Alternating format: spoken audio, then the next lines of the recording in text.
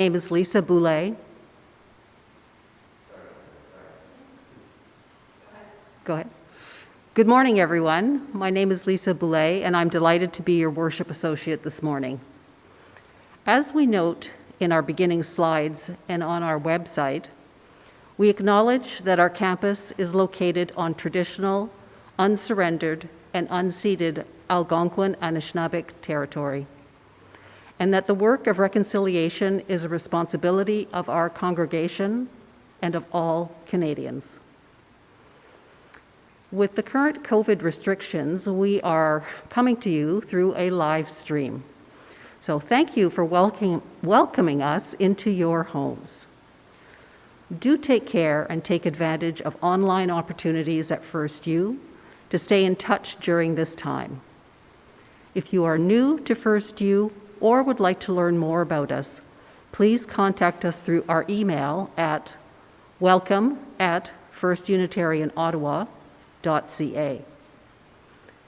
Following our service at 11:30 a.m., do join us as well for our virtual hospitality hour. You will find the Zoom link on our website at www.firstunitarianottawa.ca or in our weekly email newsletter, the EUU.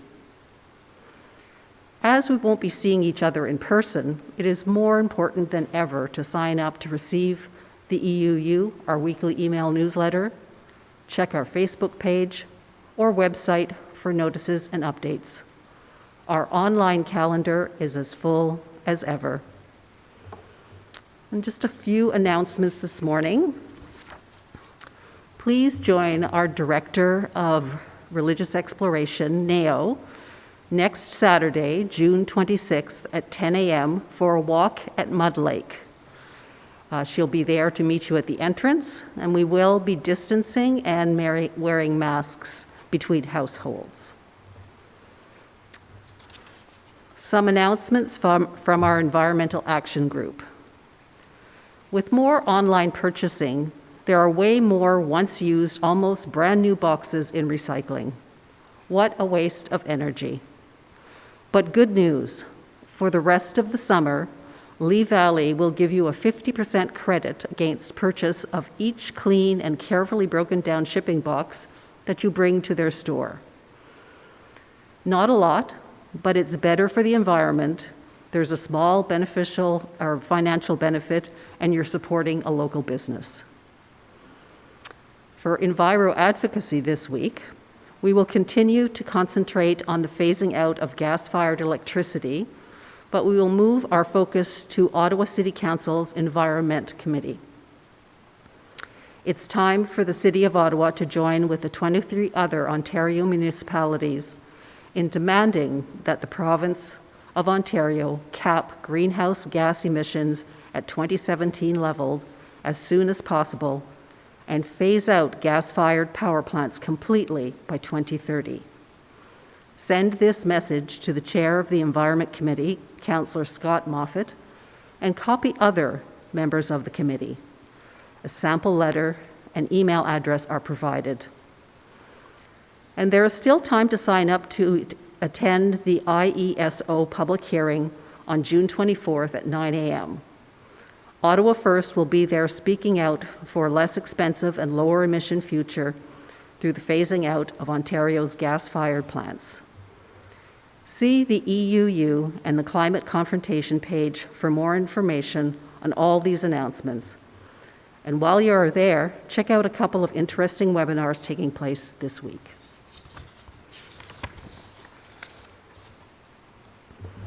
Whatever your heritage, whatever your faith, whomever you love, and however you identify, today you are part of our spiritual community. Welcome.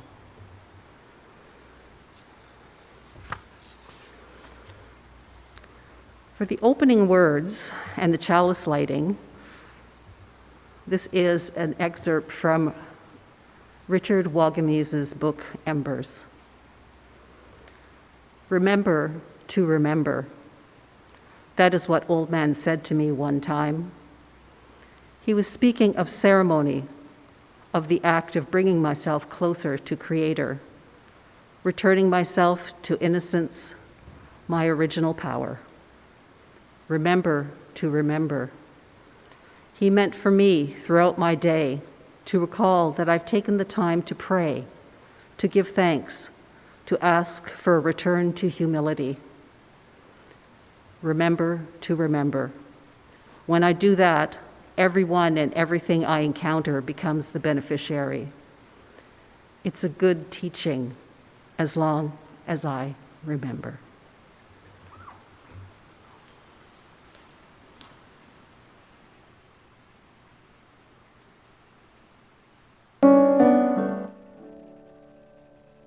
Chalice, chalice, burning bright, help remind us with your light of how we'd like to live each day, with love and truth helping lead the way.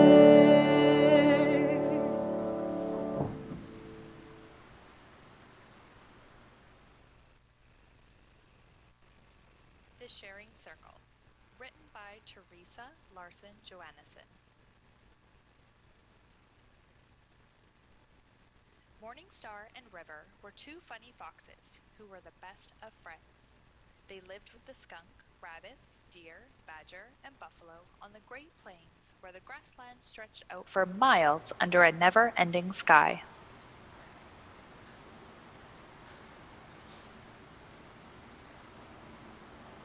Every day, Morningstar, River, and their friends played together in the grass. They hunted for bugs, swam the creek, and lay on their backs looking for shapes in the clouds. When the sun began to set, they all raced home to their cozy beds. One day, while the animals splashed in the creek, River gave Morningstar a playful shove. Morningstar lost her footing and fell. She was so angry that she growled at River. They had a terrible fight, told each other, "I don't want to be your friend anymore," and crept back to their homes with hurt feelings. The next day, the two foxes refused to talk to each other. It made everyone sad to see their friends fighting, and without their funny playmates, none of the other animals wanted to play. Everyone gossiped about the argument and began to pick sides. When one of the older buffaloes heard about it, she knew that something must be done. She took a braid of sweetgrass as a gift to a great horned owl called Kokum. The wise and mighty Kokum always knew how to solve problems. She listened as the kind buffalo told her the story. "It is time we held a sharing circle," she said. So the buffalo and the owl went down to the creek, and all the animals gathered together to make one big circle.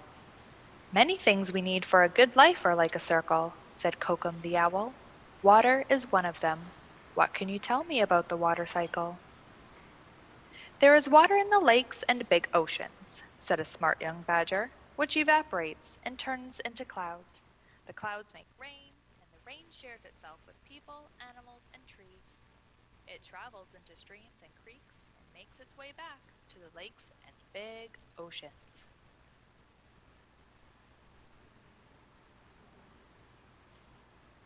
"Well done," said Kokum. "We need that circle of water to live. It's a sacred circle. When something happens that may harm our community, we come together and form our own sacred circle. We call it a sharing circle." "Why don't you tell everyone why we're here today?" Kokum asked the buffalo woman.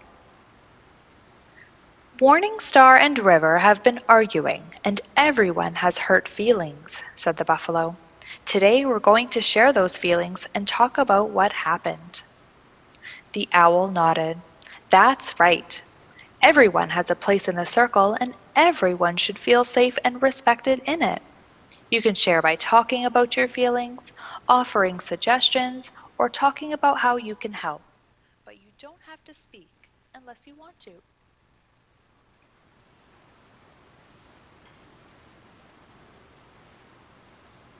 The animals passed a talking stick to the left in the direction the sun travels. The foxes, the skunk, the rabbits, the deer, the badger, and the buffalo took it in turns to hold the stick and speak. Some of them talked about their feelings, and some of them didn't. But they all felt a part of the sharing circle. "I wanted to help, but Morningstar told me to leave her alone," said a young skunk named Smokey. "I tried to say sorry, but River wouldn't listen to me," said Morningstar. "You called me bad names," said River, with tears in his eyes.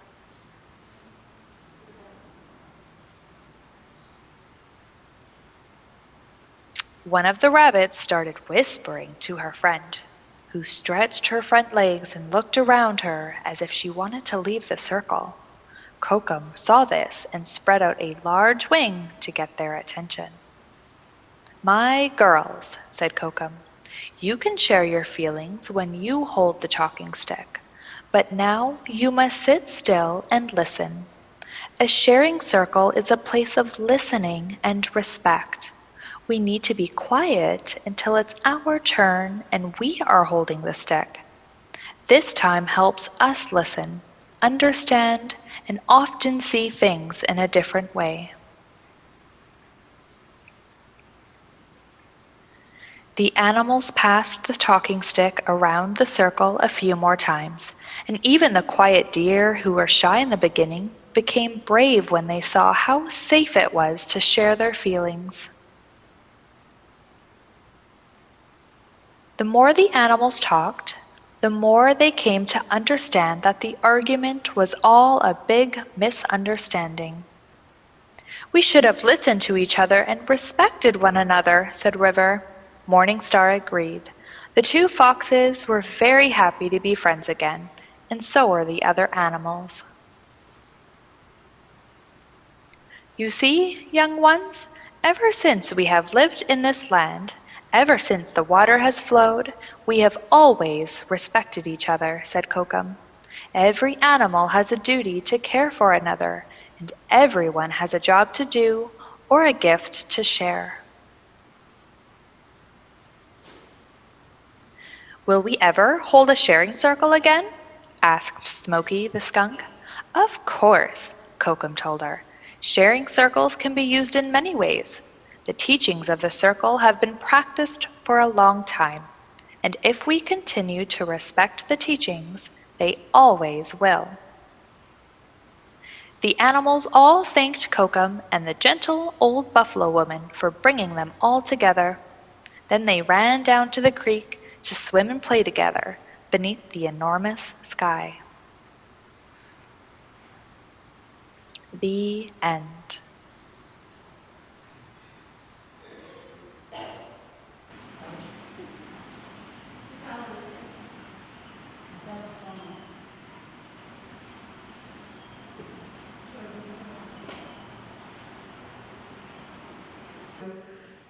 A UU, adapted from UU Minister Kirk Lodman Copeland, and it doesn't seem to specifically have a title, but I would guess it's called "Let Us Praise Those Fathers."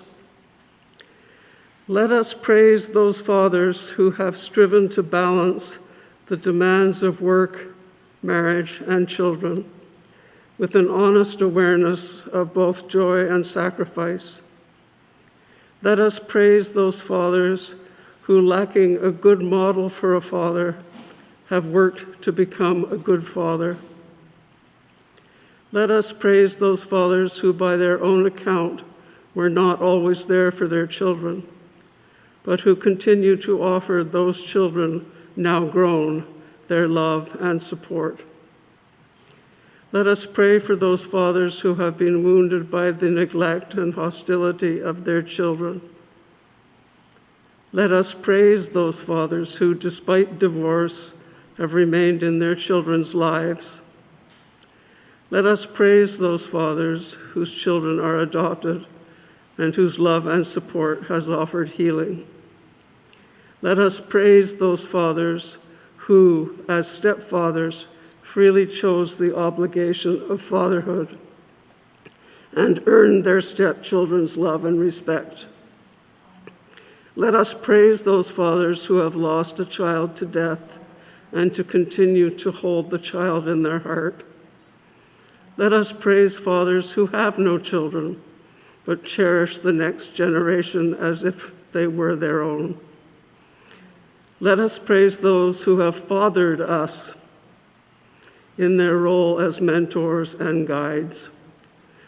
Let us praise those who are about to become fathers. May they openly delight in their children.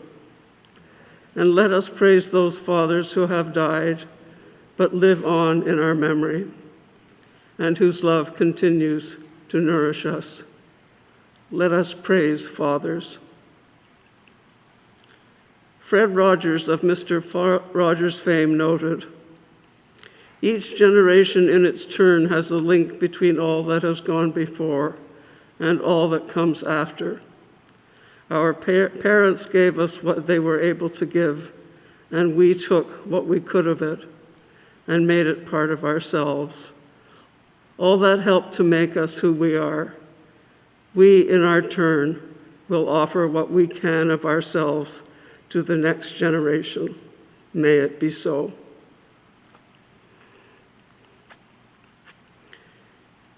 Each week, we have a time for personal joys and sorrows. These are indicated by placing stones in water and allowing the ripples to spread throughout the universe so that people may share in those joys and sorrows. So I have a stone of, well, I guess it depends on your point of view, but today is the first day of summer. It's often the 21st, but I looked it up. It's actually at 11:37, I think, this evening. We officially enter summer. Tomorrow is also noted as National Indigenous Peoples Day, a day for all Canadians to recognize and celebrate the unique heritage, diverse cultures, and outstanding contributions of First Nations, Inuit, Métis, and Métis people.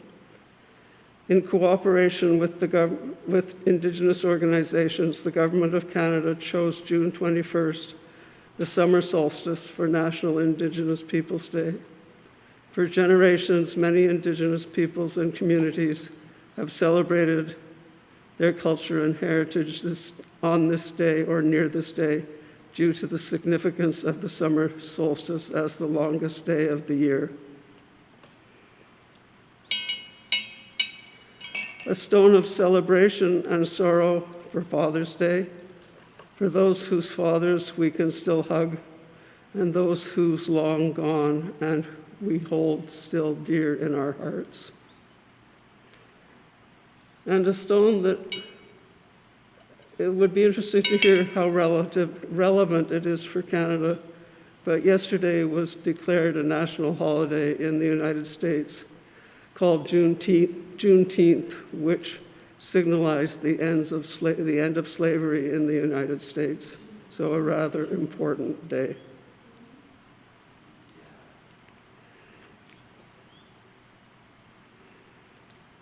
And I put in one last stone for all those joys and sorrows held in the recesses of our hearts. We will now have a moment of silence.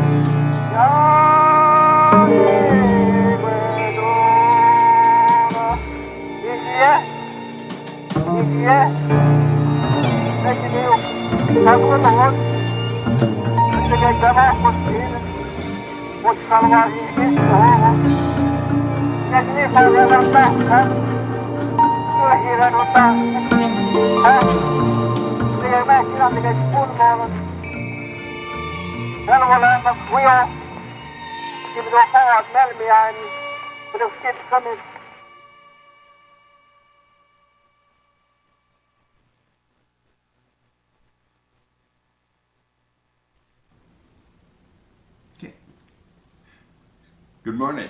My name is Bill Van Ederson, and I'm pleased and honored to be introducing our guest speaker, Dr. Douglas Cardinal, this morning. But first, I'd like to welcome you all to my home, and in particular, I'd like to show you this picture that's behind me. This is a picture of the village of Skidegate on the Queen Charlotte Islands, Haida.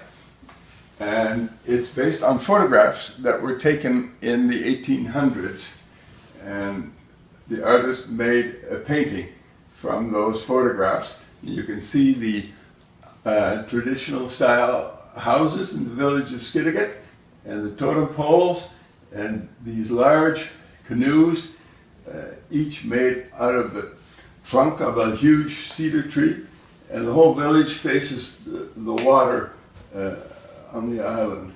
It's a gorgeous place. Anyway, I'm very happy to have this picture.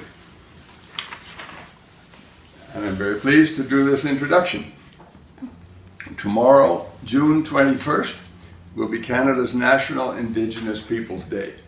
To mark and celebrate that event, and as part of this congregation's continued work in support of reconciliation, we are pleased and honored to welcome Dr. Douglas Cardinal to speak to us today. His theme will be Building Bridges.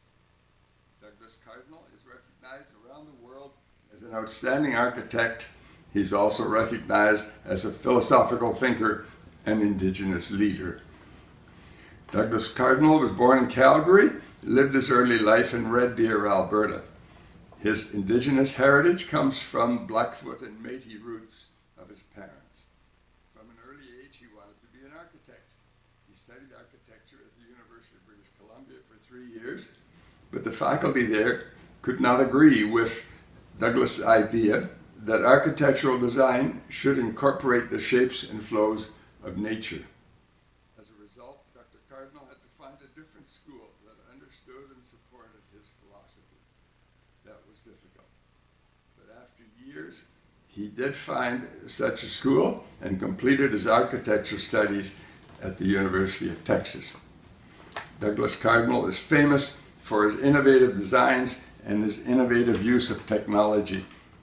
In order to reflect the shapes and flows of nature in his designs, he needed to use computers to design the curved shapes of his buildings. That led him, right from the start of his architecture practice, to become the world's first and foremost user of computers for architectural design. The list of buildings designed by Dr. Cardinal is a very long one. One of his outstanding designs is the Museum of History, which I prefer to call by its original name, the Museum of Civilization, right here in Ottawa. Also in Ottawa is the Wabano Centre, which provides health services to Indigenous peoples.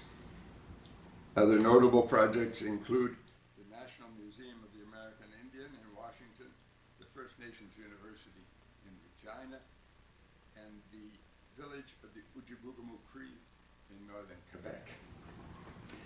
Dr. Cardinal has received a great many awards. They include Canada's top award in architecture, the Gold Medal of the Royal Architectural Institute of Canada. He has been awarded 12 honorary doctoral degrees, one from just about every major university in Canada.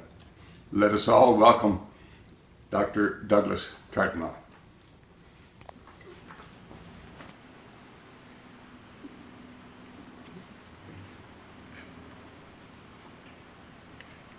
These words by Ohayeshi, also known as Charles E. Eastman, the Santi Dakota physician and author, who explained in 1911 the manner in which Indigenous peoples worship. In the life of the Indian, there was only one inevitable duty, the duty of prayer, the daily recognition of the unseen and eternal. His daily devotions were more necessary to him than daily food. He wakes at daybreak, puts on his moccasins, and steps down to the water's edge. Here he throws handfuls of clear, cold water into his face or plunges in bodily. After the bath, he stands erect before the advancing dawn, facing the sun as it dances upon the horizon, and offers his unspoken orison. His mate may precede or follow him in his devotions, but never accompanies him. Each soul must meet the morning sun, the new sweet earth, and the great silence alone. Whenever in the course of the daily hunt, the red hunter comes upon a scene that is strikingly beautiful or sublime, a black thundercloud with rainbows glowing arc above the mountain, a white waterfall in the heart of a green gorge, a vast prairie tinged with the blood red of sunset, he pauses for an instant in the attitude of worship. He sees no need for setting apart one day in 7 as a holy day, since to him all days are God's. Dr. Cardinal, thank you for being with us this morning.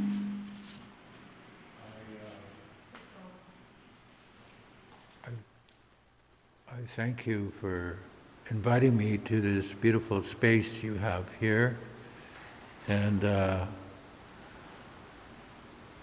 I feel very strongly that there is such a chasm between our Indigenous worldview and the immigrant worldview that we have to bridge. And our elders say to us that nothing is impossible, that through our prayer and our connection with our Creator, nothing is impossible. So the prayer that we say to do the impossible is this, that first we turn ourselves to the east, the rising sun, and say, we welcome the rising sun. It is a new day, a new dawn, a new birth. Every day is a new birth, a new opportunity. And let us rise above our petty problems and difficulties and soar like an eagle in the wind, higher and higher, and soar higher and higher, so that we can rise above our petty problems and see all the possibilities that we have in making the world a better place for us all, for our future. Have us rise above our issues and our problems and see all the opportunities where we can, each one of us, make a difference in the world for our children and for everyone around us. And then we turn to the midday sun, the south. And the midday sun is the strength and power of our youth. Have us be powerful and strong like our youth. Always be curious and exciting to see all possibilities, to challenge ourselves, and have it be that we have that youthful spirit all of our lives. But with that power and strength that we have with our youth, have us walk gently on our Mother Earth, as humble as a mouse. And then we turn to the west, the setting sun, the midlife in our lives, where we have the responsibility of looking after the little ones, the youth, and the elders. Have us do that with the goodness in our hearts. Give us the strength and courage to always be loving and caring and always be forgiving, so that our hearts are always open to serve each other in a good way. Have us be as powerful as a bear, where we are generous and kind and giving to everyone around us. And make sure that we do everything in terms of loving and caring and respect all life, and particularly the lives of our brothers and sisters that walk on this earth with us. Keep us strong and powerful, because that is an age where we have to really push ourselves to do the best we can in the world. And then we turn to the north. The white hares, the white buffalo, and the elders. Thank you, my elders, for all your teachings. And I ask that you walk with me all of our life so that I'm always reminded of your teachings. And I so feel that you put me on a good path, my elders. So having addressed the four directions on this planet, I point the wing to the heavens, the fifth direction, the heavens, and the sun and the moon and the stars and the star people, all of the heavens, all of creation in the heavens that we can see above us. I thank you, my Creator, for being part of all creation. And in this creation, we see this powerful sun, our solar system. We see the moon and the stars and the earth, this amazing blue planet in space, this home for all of us, all life on this planet. And so I touch our Mother, the Earth. Have it be that we respect and care for our Mother, the Earth, and also all the mothers on the earth. Have it be that we listen to our mothers and the mothers of our children and carry out their decisions as men, because it is the women that are more connected to the creation, not only to the earth, but to the moon and all of life. And they're the water carriers and bring life into the world. Treat our women always as sacred beings, for they are bearers of our future and life. And we must hear their direction and hear their decisions. And as men, carry out the decisions of the women, because they're the ones that are concerned about the future and the decisions that we all make for 7 generations. So, having acknowledged all the 6 directions, my Creator, we turn to the 7th direction. That is the spirit and the power within our hearts and ourselves. We human beings are the 7th direction because we have that marvelous gift that you gave us of creativity. You have made us the most powerful beings on this planet. But help us use that power in a good way. We have been irresponsible with the power you've given us, and we've hurt each other, and we've hurt our Mother, the Earth. And have us be that we take responsibility for the power you've given us. Because when we are connected to the creation, to the 6th direction, we, as the 7th direction, have that gift and power of creativity. We're the most powerful beings on this planet. And we can destroy the gift of life. We can destroy this marvelous blue planet, or we can heal it. And we have that power to do so because we are, when we're connected to the source of all creation, that's when we truly become sorcerers. We human beings are magical beings clothed in flesh, and we can do amazing things.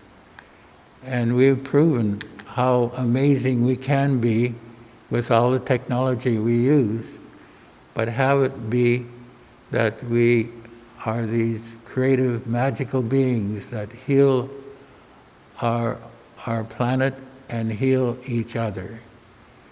So, yes, it has happened that the indigenous people and the immigrant culture has come together on these lands. And there's a chasm between us.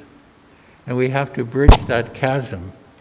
We have to use the best knowledge and wisdom of both cultures working together in peace and harmony and goodwill and make the world a better place for us all. And that is really our destiny, because we have kept our culture alive and we can celebrate the fact that we survived, but we have a tremendous opportunity to be able to give the knowledge that we've had living on this land for thousands of years to everyone who's here and make a difference in the world with the knowledge that our elders have given us. So together, we can create a better future for our children, for both of our cultures. So I thank you. Thank you, my Creator.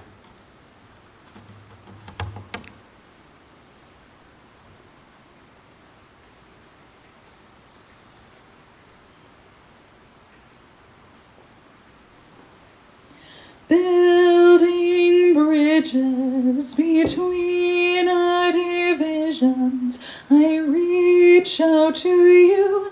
Will you reach out to me? With all of our voices and all of our visions, friends, we could make such sweet harmony.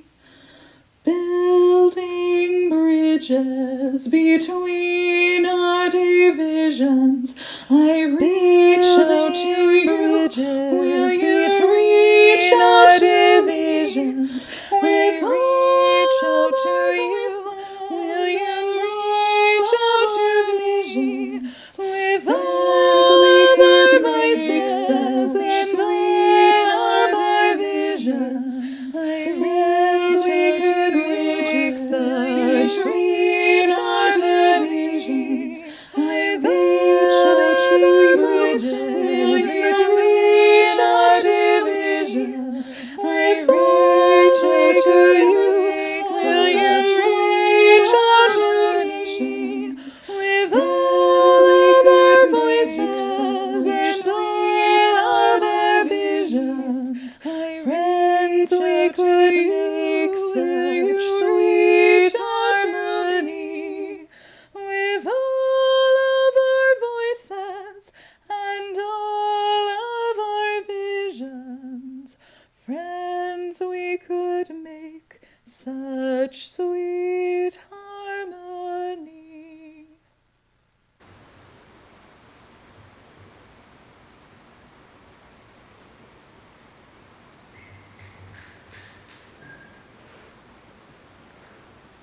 This is the time in our service when we usually accept the offering.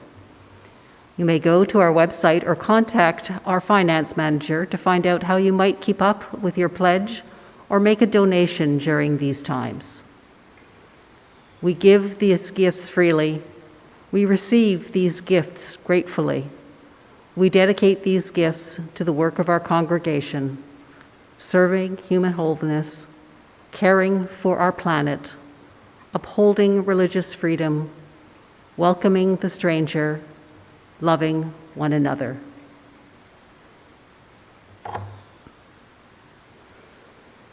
And our closing words today, before we extinguish the chalice, are from Indigenous author and activist Richard Wagamese. For you today, my friend, I raise sacred smoke. For you who are troubled, confused, doubtful, lonely, afraid, addicted, unwell, bothered, or alone, I raise sacred smoke. For those of you in sorrow, grief, or pain, I raise sacred smoke. For those who work for people, for change, for spiritual evolution, for the upward and outward growth of our common humanity and the well-being of our planet, I raise sacred smoke. For those of you in joy, in the glow of small and great triumphs, who live in love, faith, courage, and respect, I raise sacred smoke. And in the act of all this, I also raise it to myself.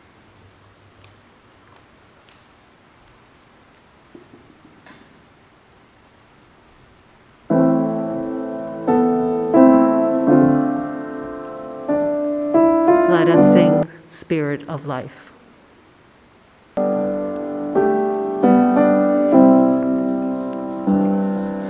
Spirit of life, come unto me. Sing in my heart all the stirrings of compassion. Blow in the wind, rise in the sea. Quod amem, vidas mari de justiça, tenurimo, cielo patuo, source de vie, viens vers moi, viens vers moi. Go in peace, go in love, go in joy, and may all be well.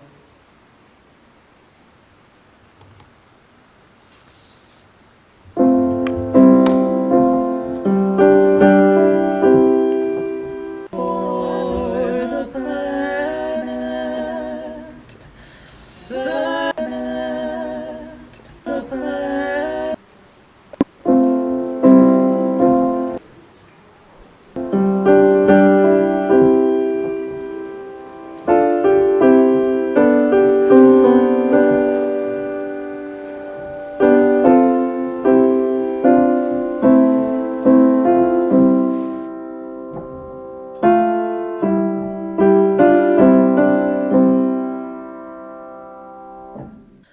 Circle round for freedom, circle round for peace, for all of us imprisoned, circle for release,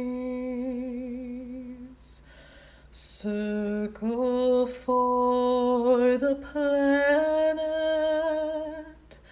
circle for each soul, for the children of our children.